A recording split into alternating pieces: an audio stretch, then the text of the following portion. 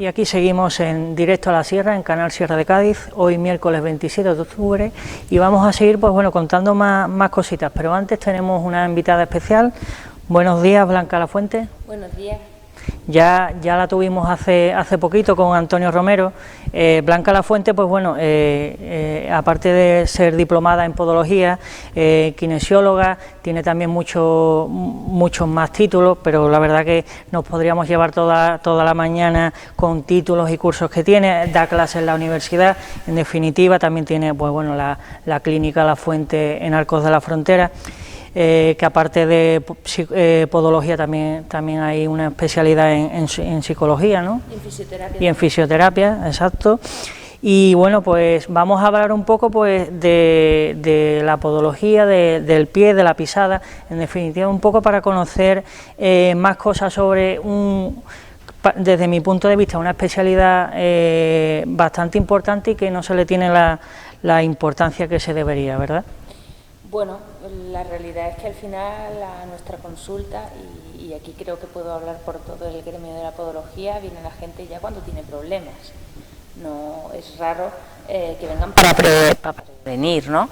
Aunque sí que es verdad que ya nos empezamos a encontrar a los hijos de aquellas personas que en algún momento necesitaron de nuestros servicios porque estuvieron mal y quieren ver si sus hijos realmente necesitan algún tratamiento o pueden tener algún problema. Pero todavía nos queda mucho trabajo para ser conocidos, ¿no? Sí, sobre todo lo hablamos anteriormente, en publicidad, de por qué no está en la seguridad social, ¿no? Bueno, en la seguridad social hemos querido introducirnos en muchas ocasiones porque creo que somos como profesión y como colectivo una herramienta muy interesante para tratar pies como el pie diabético. A nadie se le da mejor el pie diabético que a un podólogo. Y luego también para la prevención de otro tipo de lesiones, ¿no? Como problemas de rodilla, problemas de espalda o problemas del propio pie, ¿no? Creo que podríamos hacer una gran contribución dentro de la seguridad social, pero hasta ahora lo que tiene contratado la seguridad social pues es la prescripción de tratamientos a través de las ortopedias. Claro, como plantillas y demás, ¿no? Que a veces te recetan plantillas y a lo mejor aparatos para el pie y para proteger la rodilla, ¿no? Claro, pero con poco criterio bajo mi punto de vista, en el sentido de que nosotros pues estudiamos muchísimo sobre el pie. La mayor parte de casos de mis compañeros han estudiado uno o varios máster para hacer unos tratamientos súper adecuados, y luego la realidad es que lo que llega a la ortopedia es una receta en la que muchas veces al paciente no se le ha mirado bien qué es lo que necesita, y el ortopeda pues hace lo que puede normalmente a través de un tratamiento que ya está prefabricado, no diseñado para la persona en concreto. Claro, es que me imagino, en la podología ha avanzado muchísimo, como has dicho, ya prácticamente no solo se estudia podología, sino también otros avances, ¿no? que van saliendo, porque realmente es que, informándome sobre la entrevista, veo que es muy importante el tema del pie, porque es que afecta absolutamente a prácticamente, es lo que sustenta el cuerpo. Todo lo que pones bajo el pie tiene un efecto sobre todo el cuerpo. Para que lo entendamos un poco mejor, el cuerpo funciona por cadenas musculares. Los músculos forman cadenas que van desde la planta del pie hasta la cabeza. Cuando te pones de pie, si un músculo de una cadena falla, solo un músculo hace que toda la cadena al ponerse de pie falle, con lo cual le llamamos muchas veces a las lesiones ascendentes o descendentes, porque puede ser que un problema del pie te cause un problema del hombro. Claro, es que es eso, por eso esa importancia que tiene la podología, la verdad. Hablabas del pie diabético. Creo que es bastante importante porque, por desgracia, hay muchas personas con diabetes, que es una enfermedad bastante extendida, sobre todo en la sociedad de hoy en día, porque Sí que es verdad que hay distintos tipos de diabetes, que algunas son innatas, que ya vienen con a lo mejor heredadas y demás, pero hay otras que vienen ya pues por la mala alimentación y por otra serie de circunstancias, y sí que es verdad que uno de los principales motores a los que afecta es el pie, y es bastante grave. Pues sí, la verdad es que si hablamos de diabetes, hablamos de pandemia también. Es una real pandemia que está asolando los países del primer mundo debido a la mala alimentación o al exceso de alimentación, con lo cual estamos hablando de una cuestión que es muy importante. Sí que es verdad que los avances a nivel pues, de medicación pues, han hecho que tú puedas controlar la diabetes, pero también es verdad que cada vez nos encontramos con una población mucho más obesa, y en ese sentido pues cada vez desarrollaremos diabetes más tempranas y diabetes más difíciles de controlar, ¿no? En ese sentido, pues como ya comentamos el otro día, una diabetes puede hacer mucho daño a los nervios del pie y a la larga generar úlceras por presión, que se llaman. Las úlceras diabéticas no son úlceras normales, sino que se llaman úlceras por presión porque suelen aparecer en aquellos puntos del pie donde se produce una presión mayor de lo normal. Entonces ahí es donde entra en juego el papel del podólogo, ¿no? Cómo controlar esas presiones, ese exceso de presión, cómo descargar la úlcera para que se pueda cerrar y no acabe siendo una amputación. Bueno, es que estamos hablando ya de cosas bastante preocupantes y bastante serias, no es ni mucho menos algo para tener en poca cuenta, la verdad. Me comentabas anteriormente el tema de las plantillas, y yo te comentaba porque sí que es verdad que se extiende, hay un rumor que se extiende de que según algunos expertos, que a lo largo de estos años hablaban de que no era bueno ir, digamos, en plano, ¿no? Y me comentabas que bueno, que hay una discrepancia, ¿no?, con lo que tú piensas. Hay una discrepancia en el sentido de que si tú usas una diferencia de tacón, o lo que se llama en running el drop, que el drop es la altura, la diferencia de altura entre la parte de delante del zapato y la parte de detrás, ¿no? Pues si hay una diferencia de altura, lo que hace es acortar toda la parte posterior a nivel neuromuscular. Entonces, en algunos casos se puede prescribir como tratamiento, pero la realidad es que si nos pensamos como animales, no como seres humanos, ¿no? Al final hemos nacido con los pies para no usar ni siquiera zapatos.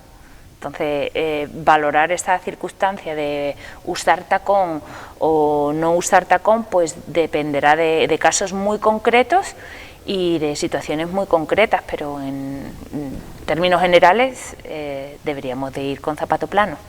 Claro, es que lo que pasa es que a veces somos presos de las modas, bueno, sobre todo, sí que es verdad que sobre todo las mujeres, ¿no?, con el tacón, que suele ser, pues bueno, un calzado, uno de los más utilizados por las mujeres, y eso al final, pues a la larga yo creo que no debe ser bueno, me imagino, ¿no?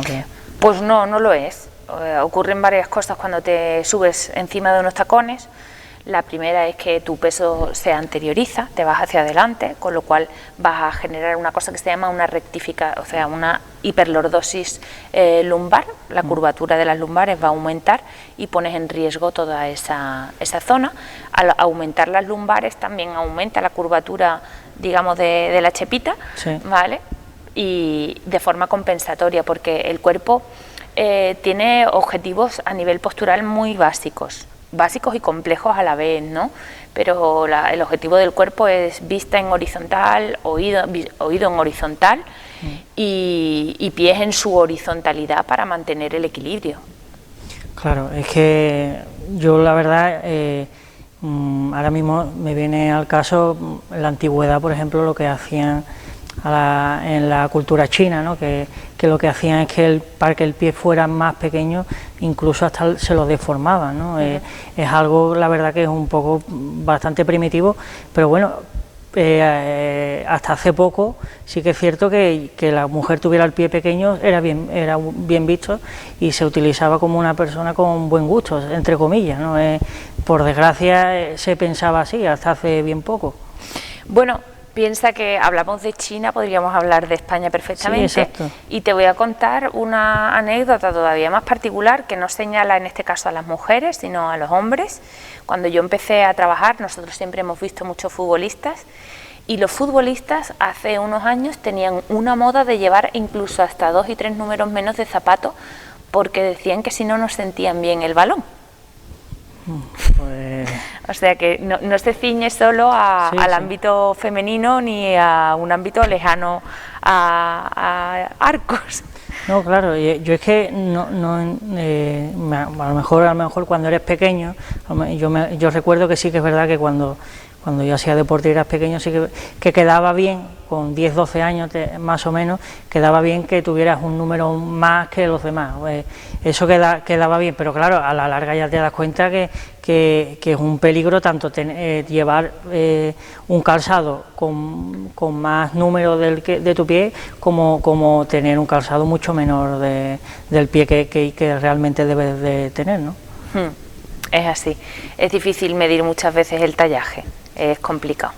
Claro, porque ahora es que ya antiguamente, pues bueno, las tallas no estaban tan, pero ahora sí que es verdad que en según qué marcas de zapatos deportivos ya tenemos 40 y medio, 41 y medio, sí, ya un poco te va, pero claro, también es verdad que dependiendo yo por ejemplo tengo ahí, dependiendo de la marca de zapatos, tengo un número más o un número menos. Yo tampoco entiendo bien eso, porque supongo que no habrá una medición.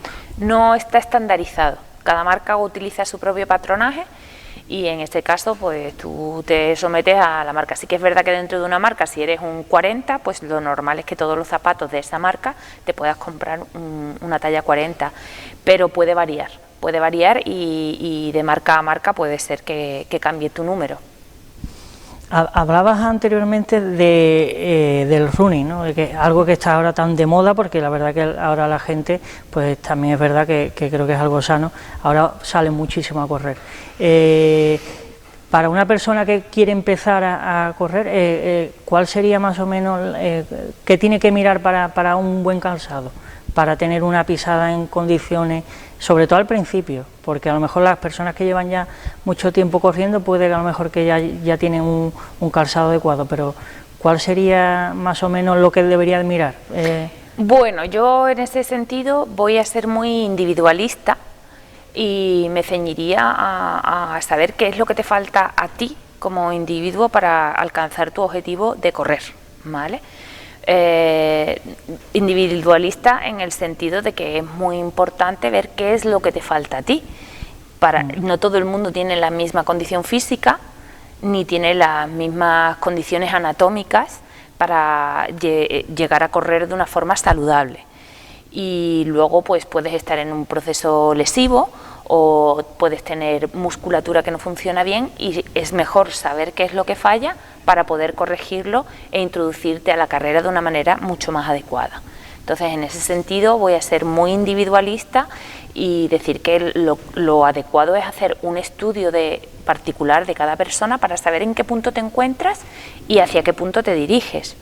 Porque si no, bueno, yo entiendo que es una afición que la gente entiende que es muy asequible e incluso barata, porque tú llegas a tu casa de trabajar, no tengo mucho tiempo, bueno, me pongo mis zapatillas y salgo a correr y no hace falta nada más. La realidad es que eso al final puede causarte otros problemas que no te permitan ni correr ni hacer otras actividades deportivas, con lo cual para empezar a correr es importante saber de dónde partes y qué cosas te hacen falta, qué ingredientes te hacen falta más allá de la zapatilla para poder correr, ¿no? Claro, es que, vamos, sé un caso particular de un familiar mío que, bueno, pues que no estaba muy en forma y de un día para otro dijo que iba a empezar a correr, nadie le creyó, pero él lo hizo. Y a los 2 días pues tuvo que dejarlo y al final resulta que tenía un esguince de rodilla que le había salido del primer día, o sea que, y él casi ni se había dado cuenta, pero los médicos le dijo que fue a causa de que no corría adecuadamente. Bueno, si no haces nada de deporte es como que tu musculatura suele estar en una situación de relajación y ahora tú la pones a activar y no tira. Porque hay veces que es así. El por qué un músculo no tira, pues puede tener muchas causas. Puede ser porque se ha desactivado de forma espontánea, por sobrecarga, puede haberse desactivado porque hay algún órgano que está funcionando mal, puede ser porque pisas mal, puede ser porque entrenas mal, puede ser por muchas razones, y por eso te digo que hay que ser extremadamente individualista a la hora de tratar a cada persona, porque cada uno, teniendo la misma lesión, diferentes personas van a tener un origen del problema diferente.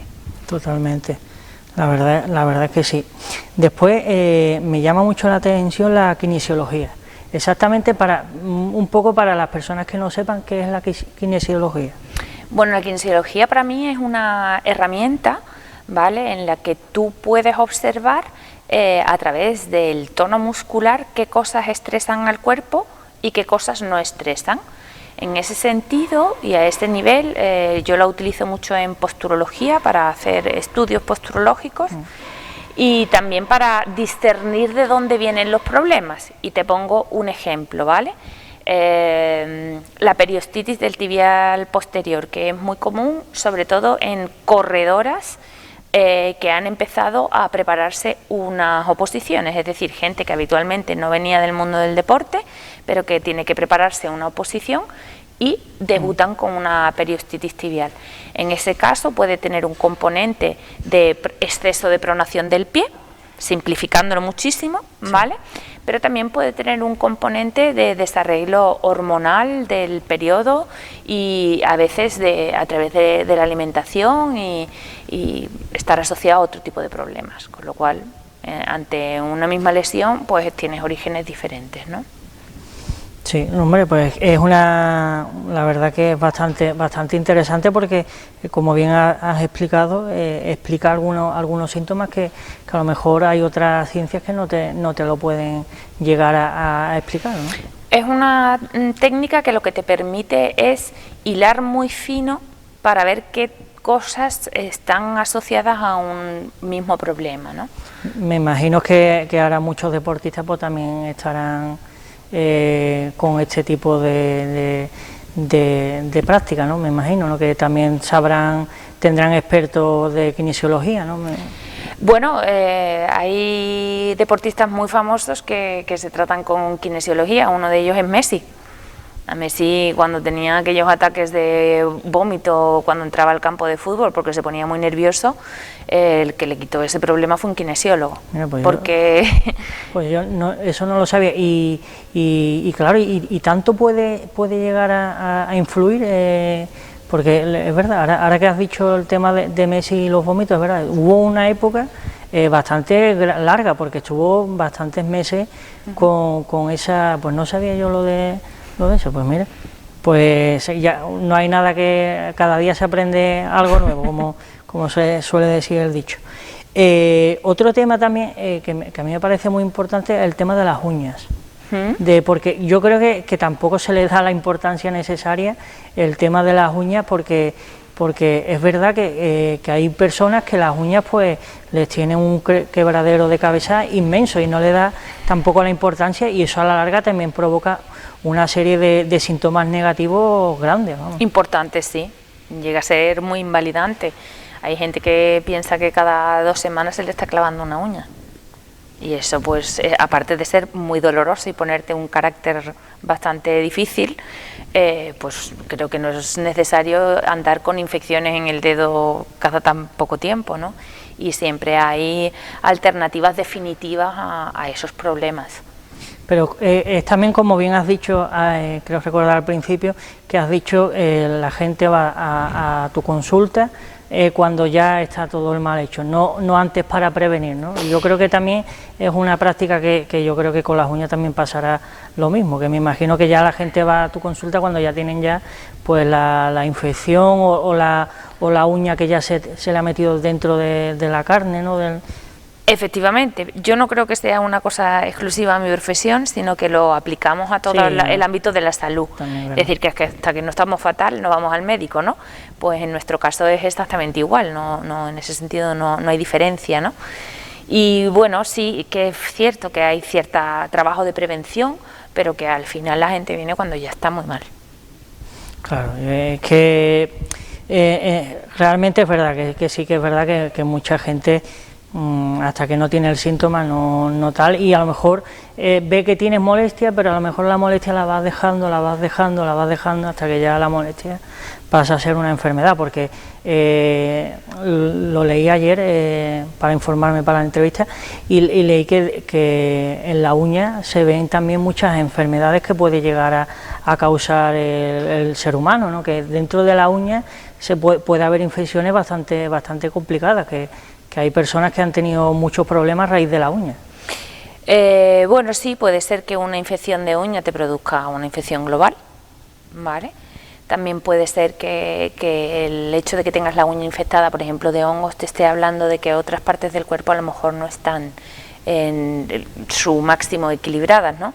Hay algunos artículos que nombran que ha habido gente que, debido a tener infecciones fúngicas en las uñas y habiendo sido tratadas con los tratamientos tradicionales, con los antimicóticos, no han conseguido curárseles, pero en cambio al cambiar la dieta y al cambiar su estado anímico, sobre todo a nivel de estrés, han conseguido que esos hongos se curen, ¿no? ¿Por qué? Pues porque la uña no es una cosa que está ahí suelta, sino que está asociada a todo tu cuerpo, ¿no? Y esa visión global es importante. Y hablando de hongos, porque es una enfermedad me imagino también bastante extendida, ¿no? Los hongos, sobre todo ahora en verano con las playas, las piscinas, me imagino que ahí se coge bastante hongo, y también me imagino que también pues la podología tendrá mucho que ver para curarlo, ¿no? Hombre, claro, es súper importante porque los hongos de las uñas de los pies no son fácilmente curables. No existen tratamientos súper eficaces, pero sí que existen algunos tratamientos que se tienen que implementar, ¿no? Y el primero es tener la uña muy fina. Cuando tú tienes hongos, normalmente la uña se pone muy gruesa y el tratamiento no penetra hacia adentro si está así de gruesa, con lo cual la tienes que mantener muy finita, muy limpia, para que el tratamiento haga efecto.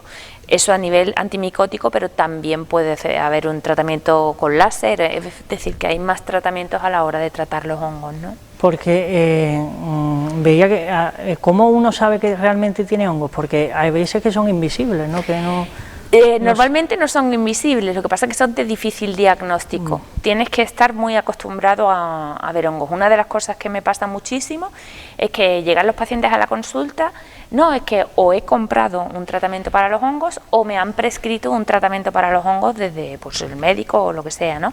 La mayor parte de las veces no son hongos. De hecho, los hongos, aunque parece que son muy comunes, no lo son tanto, ¿vale? No lo son tanto y hay que saber discernir entre otras patologías que puede sufrir la uña, ¿vale? Entonces, el hecho de que está sobrediagnosticado hace pues, que se utilicen muchas veces los productos antimicóticos más de la cuenta y eso estropea la uña. Entonces, hay otras patologías de la uña y para discernir lo suyo es siempre acudir a un podólogo porque tenemos más criterio en ese sentido. Pues muy bien, pues la verdad que por lo menos yo estoy aprendiendo bastante, me imagino que los telespectadores también. Pues bueno, Blanca, se nos ha acabado el tiempo, un placer tenerte de nuevo aquí para hablarnos pues de podología y todas las patologías que tiene el pie y nada, pues ya te esperamos para la próxima para hablar de otros temas también dedicados a esto. Muchas gracias por invitarme. Pues con Blanca Lafuente vamos a hacer una breve pausa y enseguida volvemos con más noticias y más actualidad aquí en la Sierra de Cádiz. No se vayan.